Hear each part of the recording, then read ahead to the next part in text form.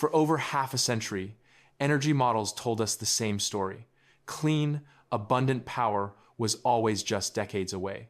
The assumptions made sense, the math worked, but reality never followed. Timelines moved, budgets grew, the promise stayed the same. This isn't about a failed invention. It's about a model that promised something the real world couldn't deliver. To understand why these predictions persisted for so long, we need to go back to the mindset that created them. In the 1950s and 60s, industrial optimism wasn't just a sentiment, it was a planning framework. Engineers had spent decades watching theory become reality at an accelerating pace. Nuclear fission went from laboratory curiosity to power generation in under 20 years. Transistors moved from concept to commercial product even faster. The pattern seemed clear. Identify the physics, solve the engineering, scale the solution. Energy planning followed this template naturally. The models built during this era shared three core assumptions. First, that scaling solved most technical problems. If something worked at laboratory scale, industrial scale was a matter of resources and time. Second, that materials science would keep pace with theoretical requirements. If calculations showed what properties were needed, materials could be engineered to meet them. Third, that energy capture and energy utilization were separate problems with separate solutions. These weren't naive assumptions. They were based on observed patterns of technological development. The jet engine, the integrated circuit, commercial aviation all followed trajectories that reinforce this thinking. If something works in theory, scaling feels inevitable. Energy forecasters in this period used relatively straightforward projection methods. They took known physics, estimated engineering timelines based on recent successes, added contingency buffers, and produced deployment schedules. The models were linear because progress had been largely linear. The confidence wasn't arrogance, it was pattern recognition applied to energy systems. The first assumption to show cracks was the simplest, that scale solves problems. In conventional engineering, scaling often does solve problems. A bridge that works at model scale can be built larger with predictable adjustments. A chemical process that functions in a test tube can be industrialized with known modifications. The principles remain constant, but energy systems at extreme conditions don't follow this pattern. When temperatures reach tens of millions of degrees, materials don't just need to be heat resistant. They need to contain plasma while maintaining structural integrity, managing neutron bombardment, and dissipating enormous heat loads simultaneously. Each requirement compounds the others. The 1970s saw the first major timeline extensions. Projects that were supposed to reach break-even by 1980 were pushed to 1990, then 2000, then 2020. Each delay came with technical explanations that made sense individually. Plasma instabilities took longer to control than expected. Magnetic confinement geometries needed refinement. Heating systems required more development. But the pattern revealed something deeper. Scale wasn't solving problems, it was revealing new ones. Up to this point, every delay still looked temporary. But this is where the pattern stopped looking like bad luck and started looking systemic. The second assumption faced a different challenge, that materials would follow theory. Theoretical physics can describe what properties a material needs. It can calculate the stress levels, temperature tolerances, and neutron flux resistance required. What it cannot do is guarantee that such materials exist or can be manufactured at scale. 1980s research programs encountered this repeatedly. Superconducting magnets needed to maintain extraordinary field strengths while operating at cryogenic temperatures mere meters from plasma at solar core temperatures. The thermal gradients alone created material science problems that had no precedent. First of all, materials faced even more severe constraints. They needed to withstand neutron bombardment that would make them radioactive while maintaining structural properties, resist erosion from plasma particles, and allow for eventual replacement, all while being manufacturable in the precise geometries required. Theory described what was needed, engineering described what was possible. The gap between them wasn't closing as models predicted. The third assumption proved the most persistent, that energy input and output were separate problems. Early models treated energy gain as a threshold. Once a system produced more energy than it consumed, the path to practical power generation seemed straightforward. This ignored the complexity of energy conversion and system efficiency. A reaction might achieve energy gain in the plasma itself, but that energy needs to be converted to electricity. Heat must be captured, transferred to working fluids, drive turbines, and account for conversion losses at each stage. The entire system's efficiency matters, not just the core reaction. 1990s assessments began acknowledging this complexity. Even optimistic projections showed that achieving scientific break-even, more energy from fusion than energy into the plasma, was far from achieving engineering break-even, where the entire facility produces more electricity than it consumes from the grid. The gap between these two milestones represented decades of additional development. Models hadn't accounted for this distinction clearly. Models handled physics well. Engineering reality was a different problem. Fusion is worth discussing here not because it failed, but because it followed the model perfectly. Fusion energy became the most visible test case for these modeling assumptions. But it wasn't unique. In 1958, predictions suggested fusion power plants would be operational by the mid-1980s. By 1976, that timeline had extended to the late 90s. By 1994, estimates pointed to 2030.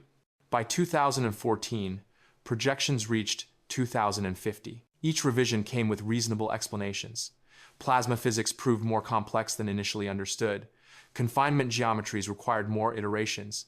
Materials development took longer than anticipated. Funding constraints delayed research programs. All of these explanations were accurate, but together they revealed something the models consistently missed. Complex systems resist prediction. The National Ignition Facility achieved fusion ignition in December 2022, producing more energy from fusion than the laser energy delivered to the target. This was a significant scientific achievement, validating decades of physics research. But ignition isn't power generation. The facility consumed roughly 400 times more energy from the electrical grid than the fusion reaction produced. The gap between scientific milestone and practical application remained enormous. IT, the International Tokamak Project, faces similar realities. Construction began in 2007, with first plasma expected in 2016 and full fusion operations by 2026. Current estimates place first plasma in 2035, with full operations potentially decades later. These aren't failures of science. They're demonstrations of how complex engineering resists timeline compression. Fusion didn't fail science. It exposed the limits of prediction. The pattern extends beyond fusion. Energy storage technologies, advanced nuclear designs, and grid-scale renewable integration all show similar characteristics. Initial models based on physics and laboratory results produce optimistic timelines. Engineering reality introduces compounding complexities that resist the linear projections. Carbon capture technology followed a comparable path. Early models from the 1990s suggested commercial deployment within 15 to 20 years. The chemistry worked in principle. Scaling seemed straightforward, but material degradation, energy penalties, and integration with existing infrastructure created cascading challenges that models underestimated. The consistent thread isn't that specific technologies fail. It's that models built on linear assumptions struggle with systems where multiple constraints interact in non-obvious ways. Understanding these modeling limitations isn't about pessimism, it's about accuracy. These models don't just guide research. They shape investment, policy, and expectations that affect everyday energy costs. Energy systems operate at the intersection of physics, engineering, materials science, economics, and policy. Each domain has its own constraints. More importantly, those constraints interact. A solution that works physically might be economically impractical. An economically viable approach might lack suitable materials. A technically elegant design might face insurmountable regulatory barriers. Linear models struggle with these interactions because they treat variables as independent. Add more funding, accelerate the timeline, improve one material property, solve the design constraint. But in complex systems, improving one variable often creates pressures elsewhere. This doesn't mean prediction is impossible. It means prediction requires different frameworks. Modern energy modeling increasingly incorporates uncertainty ranges, scenario planning, and explicit acknowledgement of unknown unknowns. Rather than projecting a single timeline, contemporary models present probability distributions across multiple scenarios. Rather than assuming linear scaling, they build in contingencies for emergent complexity. The shift represents a maturation of how we think about technological development in domains with high physical constraints. Some patterns do emerge from historical data. Technologies that work with existing infrastructure deploy faster than those requiring entirely new systems. Approaches that improve incrementally tend to outpace those requiring breakthrough discoveries. Solutions that create immediate economic value accelerate faster than those dependent on future cost reductions. These patterns don't guarantee outcomes. They inform probability assessments. The energy transition currently underway provides real-time testing of these improved modeling approaches. Solar and wind deployment exceeded most projections from 20 years ago, largely because they worked with existing electrical infrastructure and improved incrementally. Grid storage is developing faster than many models predicted, partly because it creates immediate economic value in grid stabilization. Advanced nuclear designs face the opposite dynamic. They promise significant improvements over existing reactors, but require new regulatory frameworks, supply chain development, and demonstration at commercial scale. Models now acknowledge these factors explicitly rather than assuming they'll resolve on predictable timelines. When models meet complex systems, certainty disappears first. This doesn't paralyze decision-making, it informs it. Policymakers can plan for ranges of outcomes rather than single projections. Researchers can prioritize work that reduces critical uncertainties. Investors can calibrate risk based on realistic timelines rather than optimistic forecasts. The decades of extended timelines in fusion research produced enormous value, even without operational power plants. Plasma physics advanced substantially. Superconducting magnet technology improved dramatically. High-temperature material science progressed significantly. Computational modeling capabilities expanded. These advances contribute to other fields. Medical imaging uses superconducting magnets developed for fusion research. Materials designed for fusion environments inform aerospace applications. Plasma physics insights apply to industrial processes. The value wasn't where models predicted it would be. That doesn't make it worthless. The energy models that promised abundant fusion power in decades weren't fraudulent. They were incomplete. They captured physics accurately. They underestimated engineering complexity. They assumed linear scaling in systems that resist it. The lesson isn't that we should stop modeling. It's that we should build models that acknowledge their own limitations.